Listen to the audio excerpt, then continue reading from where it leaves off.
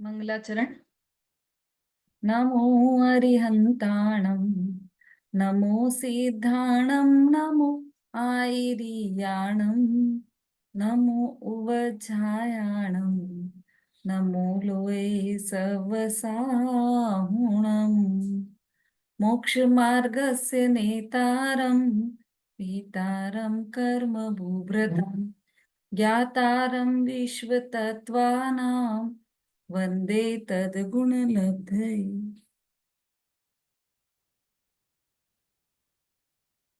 आज विशेष दिवस है, स्वतंत्रता दिवस। 15 अगस्त है ना आज, तो स्वतंत्रता दिवस है, इंडिपेंडेंस डे है ना।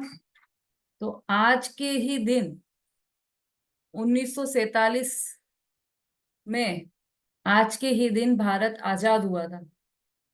किससे आजाद हुआ था? गुलामी से आजाद हुआ था। किसकी? अंग्रेजों की गुलामी से आजाद हुआ था। कैसे मिली थी वह आजादी? क्या उसके पहले आजाद नहीं था भारत?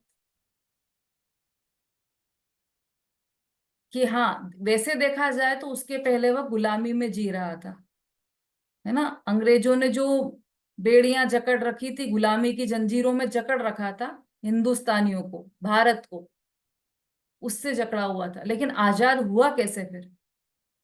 कि एक नारा ऐसा लगाया कि स्वतंत्रता हमारा जन्म सिद्ध अधिकार है।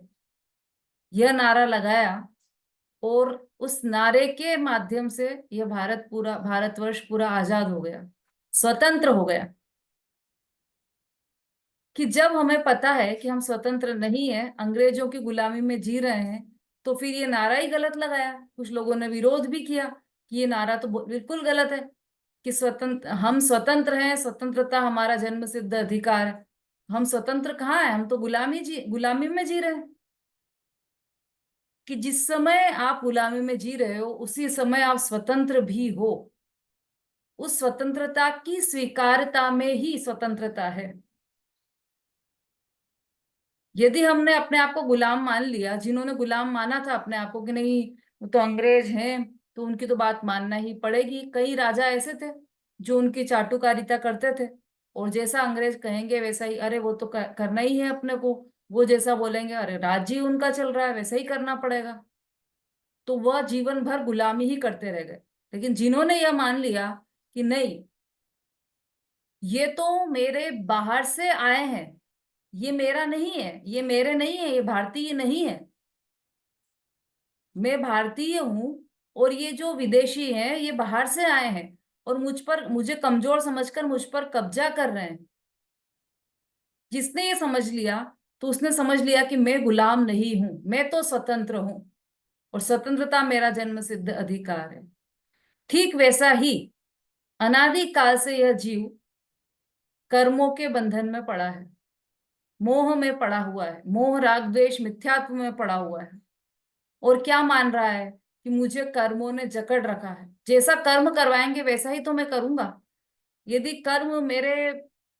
कर्मों का उदय ऐसा आया कि मैं बीमार हो गया, तो मैं दर्द में कराहना ही करूंगा ना।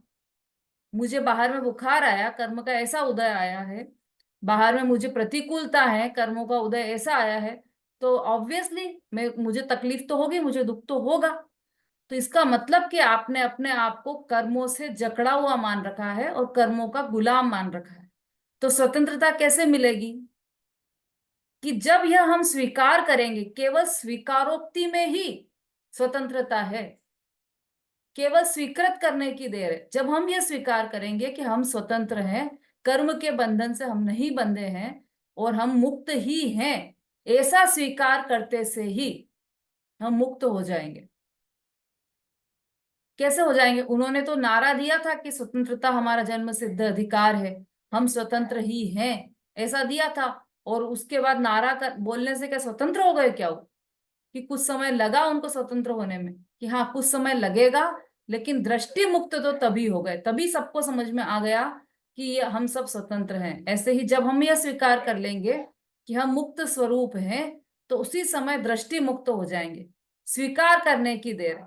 यदि हम पहले स्वीकार ही नहीं करेंगे, ऐसा ही मानते रहेंगे कि जैसा कर्म करवाएंगे वैसा ही करना पड़ेगा, तो फिर हम जीवन भर मतलब अनंत काल तक गुलामी में ही बंधे रहेंगे। तो सबसे पहले हमें स्वीकार करना पड़ेगा कि मैं मुक्त स्वरूप हूं, मैं मुक्त ही हूं, मैं केवल ज्ञान स्वरूप हूं, मैं तो त्रिकाल एक रूप रहने वाला ज्ञायक परमात्मा हूं। ऐसा स्वीकार करते से ही क्या हो जाएगा, हम दृष्टि मुक्त हो जाएंगे, मतलब मुक्त ही हो जाएंगे। तो स्वतंत्रता हमारा जन्म सिद्ध अधिकार है, यह हमें मानकर चलना पड़ेगा। मुक्ति हमारा जन्म सिद्ध अधिकार है ना। ऐसा नहीं है संभव कि जीव कभी मुक्त ही ना हो। जीव सदैव ही कर्मों के बंधन में बंधा रहे, सदैव ही मिथ्यात्व करता रहे, यह संभव नहीं है। जीव को तो मुक्त होना ही है, और उसके लिए बस स्वीकार करना है कि मैं मुक्त स्वरूप हूं। यदि मुक्त स्वरूप का स्वीकार किया तो निश्चित मुक्त होगा ही होगा। तो इस मुक्त स्वरूप को की स्वीकृति के लिए हमें इस जीव के स्वरूप को समझ रहे हैं, हमारे स्वरूप को समझ रहे हैं कि हम कैसे हैं, कि हम मुक्त स्वरूप है। तो फिर ये जो शरीर है, औदारिक, वैक्रियक, आहारक, तेजस, कारमान, ये शरीर है, उनसे भी तो हम बंधे हुए हैं कि नहीं? उनसे बंधा हुआ हमने मान रखा है अपनी मान्यता में। वास्तव में तो हम स्वतंत्र ही हैं। भले ही बाहर में औदारिक शरीर हो, तेजस शरीर हो, कारमान शरीर हो, लेकिन उन सबके रहते हुए भी जीव उन शरीर रूप नहीं हुआ है। जीव तो मुक्त ही है, और शरीर से सदा मुक्त ही है जीव। तो ये सारा स्वरूप हम समझ रहे हैं अभी। यहाँ पर शरीरों की चर्चा के माध्यम से भी हमने समझा। तो इस तरह से हमने जीव कैसा है, यह हमने शरीरों की चर्चा के माध्यम से भी हमने जीव को ही समझा है। अब हमारा विषय चल रहा है 49 नंबर का सूत्र चल रहा है हमारा, जिसमें हम आहारक शरीर की बात कर रहे हैं। हाँ, बोलिए। दीदी जय जी। हम्म। कल दीदी कुन कुन जन्म दिवस था, अपने को ध्यान ही नहीं रहा। अच्छा। अच्छा, कुंद कुंद जन्म दिवस था कल? हाँ जी, कल हम लोगों ने मंदिर में पूजा भी की है, फिर भी ध्यान नहीं रहा। अच्छा अच्छा।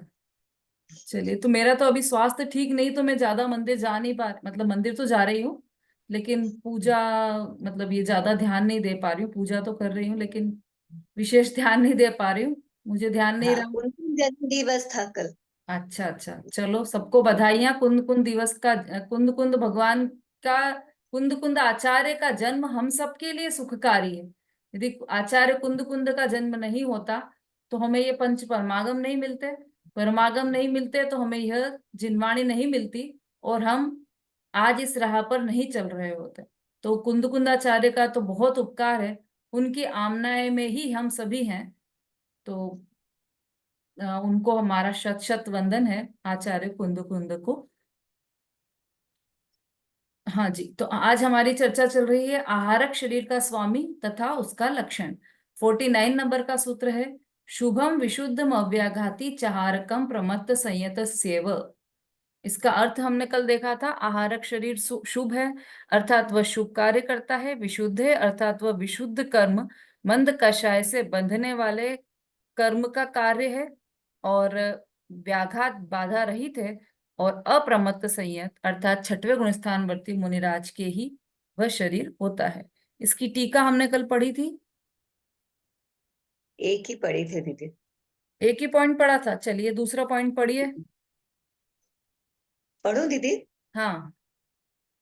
यह आहारक शरीर पहला कदाचित लब्धि विशेष का सद्भाव जानने के लिए, दूसरा कदाचित सूक्ष्म पदार्थ के निर्णय के लिए, तथा तीसरा कदाचित तीर्थ गमन के या संयम की रक्षा के निमित्त उसका प्रयोजन है। केवली भगवान अथवा शुद्ध केवली भगवान के पास जाते ही स्वयं निर्णय करके अंतर मुहूर्त में वापस आकर संयमी मुनि के शरीर में प्रवेश करता है। हम्म। तीसरा। ठीक है, ठीक, एक एक ही ले लेते हैं अपन। पहला तो हम्म। कल चंद्रकांत मणि के समान सफेद रंग का एक हाथ प्रमाण का पुरुषाकार होता है। ये पुरुषाकार होता है, ये हमने देखा था। और यह पर्वत, वज्र इत्यादि से रुकता नहीं है, इसलिए अव्याघाती है। यह शरीर प्रमत्त संयम मुनि के मस्तक में से निकलता है। प्रमत्त संयत गुणस्थान में ही यह शरीर होता है, अन्यत्र नहीं होता। और यह शरीर सभी प्रमत्त संयत मुनियों के भी नहीं होता। ये कल हमने देखा था। ठीक है, अब आज यह आहारक शरीर कदाचित लब्धि विशेष का सद्भाव जानने के लिए, अर्थात जैसे किसी ने कहा कि आपको ये लब्धि प्रकट हुई है, तो वो अच्छा ये लब्धि प्रकट हुई है क्या, तो उसका सद्भाव जानने के लिए एक तो इसका प्रयोग होता है। दूसरा, कदाचित सूक्ष्म पदार्थ के निर्णय के लिए, कोई सूक्ष्म पदार्थ का निर्णय करना हो उसके लिए भी यह आहारक शरीर जाता है। कदाचित तीर्थ गमन के या संयम की रक्षा के निमित्त उसका प्रयोजन है। मुनिराज को यह भावना हुई कि मुझे तीर्थ यात्रा करना है, तो वह आहारक शरीर के, और चौमासा चल रहा है, तो चौमासे में मुनिराज विहार नहीं करते हैं और उनकी तीव्र भावना है, तो वो जिनके आहारक रिद्धि है ऐसे मुनिराज, छठवें गुण स्थानवर्ती मुनिराज, उनके शरीर से ये आहारक शरीर का पुतला निकलता है और वो तीर्थ वंदना के लिए जाता है। और केवली भगवान अथवा शुद्ध केवली भगवान के पास जाते ही, हाँ यदि कोई उनको शंका हो तत्वों में, तो केवली भगवान अथवा शुद्ध केवली भगवान के पास जाते ही स्वयं निर्णय करके अंतर मुहूर्त में वापस आकर संयमी मुनि के शरीर में प्रवेश करता है। अंतर मुहूर्त में वापस आ जाता है और उसी शरीर में प्रवेश करता है। और वहां जाकर जैसे समोशरण लगा है, तो उसमें जाकर अलग से प्रश्न नहीं पूछता वह आरक शरीर, स्वतः ही उसकी शंका का समाधान हो जाता है शुद्ध केवली और केवली भगवान के पास जाने पर। तो जब तत्व का निर्णय हो जाता है तो वह वापस अपने स्थान पर आ जाता है। नेक्स्ट पढ़िए। पढ़ूं क्या दीदी? हाँ पढ़िए। जिस समय भरत ऐरावत क्षेत्रों में तीर्थंकर भगवान की केवली की या शुद्ध केवली की उपस्थिति नहीं होती है, मैं कर रही हूँ, उसके बिना मुनि का समाधान नहीं हो पाता, तब महाविदेह क्षेत्र में जहाँ तीर्थंकर भगवान इत्यादि विराजमान होते हैं, वहां उन भरत या ऐरावत क्षेत्र के मुनि का आहारक शरीर जाता है। और भरत हैरावत क्षेत्र में तीर्थंकर आदि होते हैं, तब वह निकट के क्षेत्र में जाता है। महाविदेह में तीर्थंकर त्रिकाल होते हैं, इसलिए वहां के मुनि के ऐसा प्रसंग आए तो उनका हारक शरीर उस क्षेत्र के तीर्थंकर आदि के पास जाता है। मतलब सबसे जो निकट में होंगे, केवली या शुद्ध केवली होंगे या तीर्थंकर होंगे, तो उनके पास ही यह आहारक शरीर जाता है। यदि भरत क्षेत्र में उस समय नहीं हो कोई भी तीर्थंकर, तो विदेश क्षेत्र में स्थित मुनि के समोशरण में जाएगा। और विदेश क्षेत्र में तो सदाकाल ही तीर्थंकर रहते हैं, तो वहां पर वहां वाले जो मुनिराज हैं वो तो विदेश क्षेत्र में ही जाते हैं।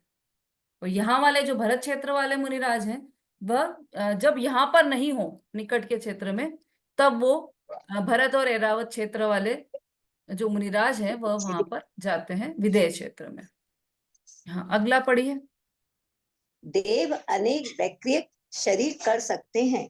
मूल शरीर सहित देव स्वर्गलोक में विद्यमान रहते हैं और विक्रिया के द्वारा अनेक शरीर करके दूसरे क्षेत्र में जाते हैं। जैसे कोई सामर्थ्य का धारक देव अपने 1000 रूप बनाए, परंतु उन हजारों शरीरों में उस देव की आत्मा के प्रदेश होते हैं।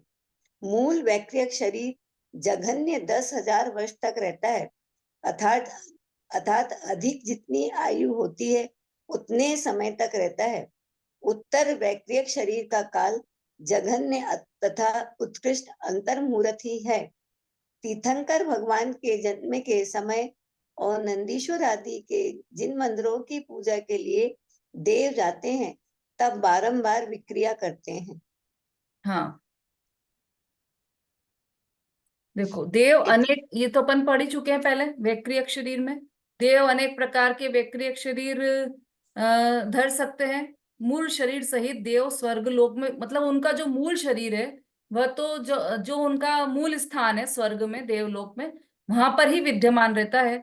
लेकिन जो विक्रिया के द्वारा अनेक शरीर करके दूसरे क्षेत्र में जाते हैं, जैसे कोई सामर्थ का धारक देव अपने 1000 रूप बनाता है, तो ऐसा नहीं होगा कि उनका आत्मा तो मूल शरीर में ही है और बाकी के जो 1,000 शरीर है उसमें आत्मा नहीं है। जो आत्मा के प्रदेश है वो उन सभी शरीरों में विद्यमान रहते हैं जो उन्होंने विक्रिया से बनाए, उन सभी शरीरों में विद्यमान रहते हैं। लेकिन मूल शरीर में भी आत्मा आत्मा तो विद्यमान है ही। मूल वैक्रियक शरीर जघन्य 10,000 वर्ष, मतलब जघन्य मतलब कम से कम 10,000 वर्ष तक रहता है। क्यों? क्योंकि नरक की या स्वर्ग की जघन्य आयु 10,000 वर्ष ही है। तो इस मतलब जो मूल वैक्रियक शरीर है वह कम से कम 10,000 वर्ष तक तो रहेगा ही। अर्थात अधिक जितनी आयु होती है उतने समय तक रहता है। मतलब जितनी अधिक आयु, 33 सागर की आयु है तो 33 सागर तक रहेगा वो वैक्रियक शरीर। उत्तर वैक्रियक शरीर का काल जघन्य तथा उत्कृष्ट अंतर मुहूर्त ही है। केवल अंतर मुहूर्त तक ही रहेगा उत्तर वैक्रियक शरीर। उत्तर वैक्रियक शरीर मतलब जो विक्रिया से बनाया गया है शरीर। मूल शरीर तो है ही, जैसे देव है तो उनका मूल शरीर तो है ही, लेकिन उन्होंने विक्रिया से शरीर बनाया है अपना, तो वो केवल अंतर मुहूर्त तक ही रहेगा, उससे ज्यादा नहीं रहेगा। जैसे एरावत हाथी बनाया उन्होंने विक्रिया से, तो उस वो केवल अंतर मुहूर्त तक ही रहता है। तीर्थंकर भगवान के जन्म के समय और नंदीश्वर आदि के जिन मंदिरों की पूजा के लिए देव जाते हैं तब बारंबार विक्रिया करते हैं, बार बार बार बार वहां पर विक्रिया के द्वारा वो शरीर उनका बनता है। आगे पढ़िए।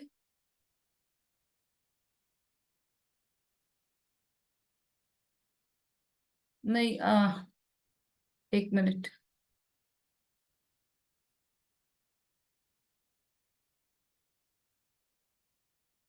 चलिए, छोटे छोटे से पॉइंट है, मैं पढ़ पढ़ के बता देती हूँ आपको। प्रमत्त संयत मुनि का आहारक शरीर दूर क्षेत्र विदेहादिक में जाता है। आहारक शरीर तो दूर दूर तक जा सकता है ना, ये तो अभी पढ़ा अपन ने, इसी में पढ़ रहे थे अपन। तेजस शरीर 12 योजन तक जाता है। तेजस शरीर की लिमिटेशन है 12 योजन तक, मतलब 48 कोस तक जाता है। आत्मा अखंड है, उसके खंड नहीं होते। आत्मा के असंख्यात प्रदेश हैं, वे कार्बन शरीर के साथ निकलते हैं। सूक्ष्म शरीर ज्यों का त्यों बना रहता है और उसमें भी प्रत्येक स्थल में आत्मा के प्रदेश अखंड रहते हैं। मूल शरीर ज्यों का त्यों बना रहता है। देखो, आत्मा अखंड है, ऐसा नहीं होगा जैसे विक्रिया से उसने 1,000 शरीर बनाए देव ने तो आत्मा के खंड खंड हो गए हों, ऐसा नहीं। आत्मा तो अखंड ही है उस समय भी। पर आत्मा आत्मा कितने प्रदेशी है? तो आत्मा तो असंख्यात प्रदेशी है। और जो वो मूल शरीर है उसमें तो आत्मा है ही, लेकिन जो विक्रिया के द्वारा अन्य शरीर बने हैं उसमें भी आत्मा के प्रदेश हैं, और वो प्रदेश कार्बन शरीर सहित है। वहां पर भी कार्बन शरीर भी है, एक भी प्रदेश कार्बन शरीर के बिना का नहीं है। तो पूरे आत्मा में ही कार्बन शरीर है, तो मूल शरीर में भी कार्बन शरीर है। और दूसरे जो विक्रिया रिद्धि से बनाए हैं दूसरे शरीर, उन सब में भी आत्मा के प्रदेश भी हैं और कार्बन शरीर भी हैं।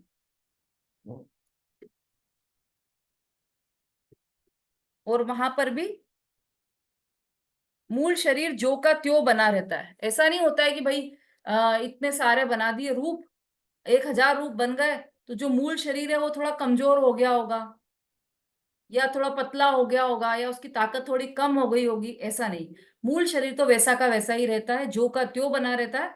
और उसके साथ ये विक्रिया के द्वारा अलग अलग शरीर बनते हैं, और उसमें भी अनेक स्थल में आत्मा के प्रदेश अखंड रहते हैं। 1,000 शरीर बनाए तब भी आत्मा के प्रदेश तो अखंड ही हैं, खंड खंड नहीं होते। जैसे पढ़िए जरा, समता भाभी। जय जिनेन्द्र।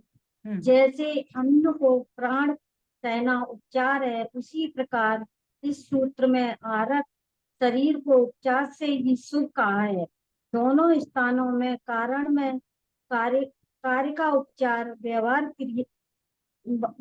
किया गया है।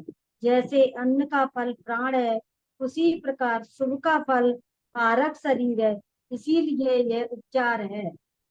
हाँ देखिए, अब जैसे इसमें सूत्र में ऐसा लिखा है ना कि आहारक शरीर शुभ है, अर्थात वह शुभ कार्य करता है, विशुद्ध है अर्थात वह मंद कषाय से बंधने वाले कर्म का कार्य है। तो शुभ बताया आहारक शरीर, है ना, आहारक शरीर शुभ कार्य करता है, तीर्थ वंदना के लिए जाता है। और क्या क्या करता है आहारक शरीर? हम्म, रेखा जी। शंका समाधान के लिए, अगर हाँ उसके लिए। हाँ, एक मिनट, रेखा जी बता रही है, बोलिए। दीदी मैं नहीं बताई, मैंने कल की क्लास ही नहीं ली, मेरी क्लास बहुत छूट रही है आजकल। हम्म हम्म, चलिए मंजू जी बोलिए।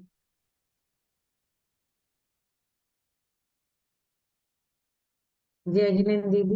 हम्म दीदी लब्धि विशेष का सद्भाव जानने के लिए, और शंका के समाधान के लिए, हम्म आहारक शरीर निकलता है, और तीर्थ वंदना के लिए। हम्म, ठीक है। ये सब कार्य, सभी कार्य शुभ है, इसमें कोई भी अशुभ कार्य तो है नहीं। तो ये यहाँ पर यही कह रहे हैं कि ये आहारक शरीर को शुभ कहा है। तो कैसे शुभ क्यों कहा? तो जैसे अन्न को प्राण कहना उपचार है, उसी प्रकार इस सूत्र में आहारक शरीर को उपचार से ही शुभ कहा है। ये तो शरीर है, शरीर थोड़ी शुभ और अशुभ होगा, लेकिन यहाँ पर उपचार से, क्योंकि उसमें वो कुछ भी जितने भी कार्य कर रहा है आहारक शरीर, उसमें कोई भी कार्य अशुभ कार्य रूप नहीं। जैसे अशुभ तेजस है, तो वो तो उससे तो पूरी द्वारिका भस्म हो गई थी। तो वैसा कुछ भी कार्य नहीं कर रहा है, शुभ ही शुभ कार्य कर रहा है, इसलिए उपचार से इसको शुभ कहा है।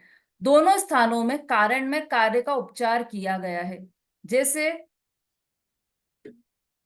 अन्न का फल प्राण है, उसी प्रकार शुभ का फल आहारक शरीर है, इसलिए यह उपचार से कहा है। वास्तव में तो अ, अन्न अन्न प्राण नहीं होता है। अन्न 10 10 प्राण में आता है अन्न, लेकिन उसको, अन्न को प्राण नहीं कहा है। अन्न को प्राण कहते हैं, लेकिन कैसे कहते हैं? उपचार से कहते हैं। वास्तव में तो अन्न प्राण नहीं है, क्योंकि भोजन बिन नरकों में जीवन, भर पेट मनुष्य क्यों मरता है। जिसका पूरा पेट भरा हुआ हो, ऐसे मनुष्य की भी मृत्यु हो जाती है। भाई अन्न तो प्राण है ना, तो फिर मृत्यु कैसे हो गई? और नरक में इतने वर्षों तक कैसे जिया? वहां तो अन्न का एक कण भी नहीं खाया है। इसका मतलब कि अन्न प्राण नहीं है, लेकिन फिर भी उसको प्राण कहा है, क्योंकि वो कारण में कार्य का उपचार करके कहा है। क्योंकि ऐसा देखा जाता है कि अन्न, मतलब अन्न दिया जाता है ना, किसी को अन्न खिलाया जाता है कि इनको भोजन तो कराना ही पड़ेगा, भोजन से ही जीवित रहते हैं, ऐसा माना जाता है। तो वो उपचार से कहा गया है। इसी तरह से उपचार से ही यहाँ पर जीव को, इसको आहारक शरीर को शुभ कहा गया है। वास्तव में तो शरीर कोई शुभ और अशुभ होता नहीं है। दीदी ठीक है। कदाचित लब्धि विशेष सद्भाव जानने के लिए का मतलब ये है कि वो अपना टेस्ट करते हैं कि मुझे है कि नहीं है, ये होगा। जैसे किसी ने कहा, जैसे वो थे विष्णु कुमार मुनिराज, तो उनको पता ही नहीं था कि उनको लब्धि हो गई या प्राप्त हो गई, विक्रिया लब्धि, है ना। किसी ने कहा, कि मुनिराज ने कहा, किसी दूसरे आचार्य ने कहा कि उनको लब्धि हुई है ऐसी। तो बोले अच्छा मुझे लब्धि हुई है। तो फिर उस वो देखने के लिए उन्होंने हाथ लंबा किया, है ना, कि लब्धि है हाँ कि, अच्छा लब्धि हुई है क्या, अच्छा, ऐसा जानने के लिए। तो ये ये यही है यहाँ पर लब्धि अच्छा। विशेष का सद्भाव जानने के लिए।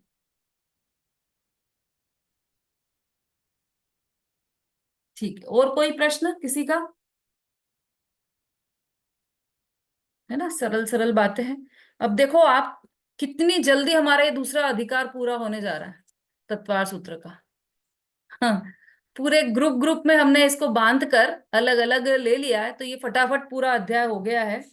अब हमारे केवल ये 3 सूत्रों का एक बंच और एक सूत्र, 53वां सूत्र खत्म, उसके बाद अध्याय ही खत्म है। मतलब 4 सूत्र बचे हैं, और उसमें तो 3 तो बिल्कुल ही छोटे छोटे से हैं, वो समझ लो आज ही पूरे हो जाएंगे। तो केवल एक 53वां सूत्र बचेगा, और ये आपका अध्याय ही पूरा हो जाएगा, है ना। तो आप अपने एग्जाम की, गोष्ठी की, सबकी तैयारियां प्रारंभ कर दीजिए, क्योंकि अब इसकी एग्जाम होने वाली है।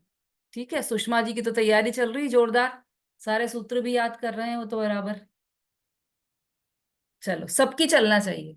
हाँ, 50वें नंबर का सूत्र है, पेज नंबर 233। लिंग अर्थात वेद के स्वामी। अब यहां से नया प्रकरण प्रारंभ हो रहा है। अभी तक शरीर का चल रहा था, अब लिंग का प्रकरण है। केवल 3 सूत्रों का बंच है ये। 50, 51 और 52, 3 सूत्रों का एक समूह है ये। देखिए सूत्र, नारक सम्मूर्छिनो नपुंसकानी। नारक सम्मूर्छिनो नपुंसकानी। नारकी और समूर्छन जन्म वाले नपुंसक होते हैं। अब लिंग 3 प्रकार के होते हैं तो सबको पता है, पुरुष, स्त्रीलिंग, पुरुषलिंग और नपुंसक लिंग। तो उन तीनों में से जो नारकी और समूर्छन जीव हैं, उनके नपुंसक लिंग ही होता है। अर्थात नारकी में कोई स्त्रीलिंग हो पुरुष लिंग हो ऐसा नहीं होता है, और समूर्छन जीवों के भी स्त्री और पुरुष लिंग नहीं होते, दोनों के ही नपुंसक लिंग होते हैं। हाँ, टीका। लिंग अर्थात वेद 2 प्रकार के हैं, द्रव्यलिंग और भावलिंग। द्रव्यलिंग पुरुष स्त्री या नपुंसकत्व बताने वाला शरीर का चिन्ह, और भावलिंग स्त्री पुरुष अथवा स्त्री पुरुष स्त्री पुरुष अथवा स्त्री पुरुष दोनों के भोगने को की अभिलाषा रूप आत्मा के विकारी परिणाम। नारकी और समूर्छन जीवों के द्रव्यलिंग और भावलिंग दोनों ही नपुंसक होते हैं, ऐसा है। तो द्रव्यलिंग में तो शरीर के चिन्ह विशेष से होता है, और भावलिंग में जो विकारी परिणाम है, स्त्री की अभिलाषा रूप, स्त्री को भोगने की अभिलाषा रूप, तो वह पुरुष लिंग है। और पुरुष की को भोगने की अभिलाषा रूप स्त्रीलिंग होता है, और स्त्री पुरुष दोनों के भोगने की अभिलाषा रूप वो जो विकारी परिणाम है वह नपुंसक लिंग होता है। जो नारकी जीव है और सम्मूर्छन जीव है, उन दोनों के ही द्रव्यलिंग भी और भावलिंग भी दोनों ही नपुंसक लिंग होता है। नारकी और सम्मूर्छन जीव नपुंसक ही होते हैं क्योंकि उन जीवों के स्त्री पुरुष संबंधी मनोज्ञ शब्द का सुनना, मनोज्ञ गंध का सूंघना, मनोज्ञ रूप का देखना, मनोज्ञ रस का चखना और मनोज्ञ स्पर्श का स्पर्श करना इत्यादि कुछ नहीं होता। इसलिए थोड़ा सा कल्पित सुख भी उन जीवों के नहीं होता, अतः निश्चय किया जाता है कि वे जीव नपुंसक ही हैं। ठीक है, सरल सी बात है, ये तो समझ में आ गई होगी सबको। अगला सूत्र, सूत्र नंबर 51। देवों के लिंग। अभी तो किसकी बात की थी, नारकियों की और सम्मूर्छन की। अब देवों के लिंग। न देवाः, न देवाः, देव नपुंसक नहीं होते, अर्थात देवों के पुरुष लिंग और देवियों के स्त्रीलिंग होता है। ये भी स्पष्ट बात है बिल्कुल। देवों में कोई भी ऐसा नहीं होगा जिनके नपुंसक लिंग होगा, या तो वह स्त्रीलिंग होगा या पुरुष लिंग होगा। और टीका में और देखते हैं, देव गति में द्रव्यलिंग तथा भावलिंग एक से होते हैं। भोग भूमि लक्ष्य खंड के मनुष्य स्त्री वेद और पुरुष वेद दोनों को धारण करते हैं, वहां नपुंसक उत्पन्न नहीं होते। अच्छा, ये विशेष बात भी इसमें दी है। देखो, ऐसा कहीं कहीं संभव है कि किसी का द्रव्यलिंग अलग हो और भावलिंग अलग हो, है ना। तो अभी तक जिन 3 की बात की हमने, उन तीनों में ही यह दोनों सिमिलर है। जिनका जैसा द्रव्यलिंग है वैसा ही भावलिंग है। नारकी और सम्मूर्छन के दोनों के ही नपुंसक लिंग है, द्रव्यलिंग भी और भावलिंग भी वैसा ही। और देवों के स्त्रीलिंग और पुरुषलिंग ही है, तो उनके वहां जो स्त्रियां हैं उनका मतलब पुरुष के साथ रमने की अभिलाषा, पुरुष को भोगने की अभिलाषा स्त्रीलिंग, और वैसा ही भावलिंग, उनका द्रव्यलिंग और भावलिंग दोनों वैसा ही रहता है। और पुरुष लिंग मतलब जो देव हैं उनके द्रव्यलिंग वैसा ही होता है, और जो भावलिंग है उसमें स्त्री को भोगने की इच्छा रूप ये पुरुष वेद उनके होता है, मतलब पुरुष लिंग ही होता है। जैसा द्रव्यलिंग है वैसा ही भावलिंग होता है दोनों में। भोग भूमि के म्लेच्छ खंड के मनुष्य स्त्री वेद और पुरुष वेद दोनों को धारण करते हैं, वहां नपुंसक उत्पन्न नहीं होते।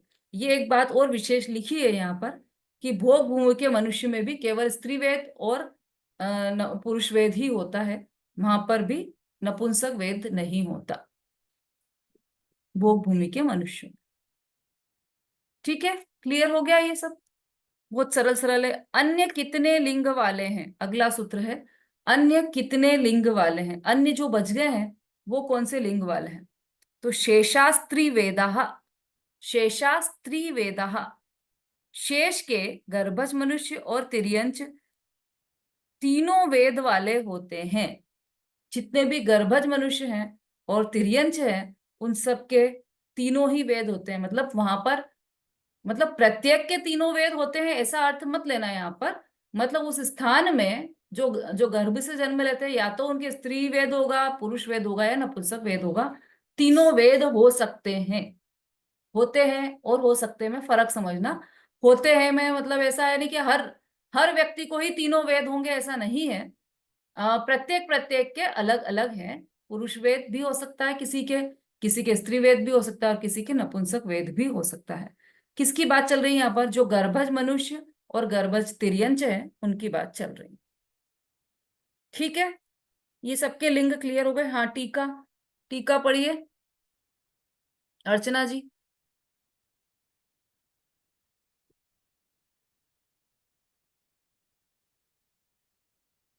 भाव वेद के भी 3 प्रकार हैं। पुरुष नंबर 1, पुरुष वेद की कामाग्नि किरण की अग्नि के समान जल्दी शांत हो जाती है। नंबर 2, स्त्री वेद की कामाग्नि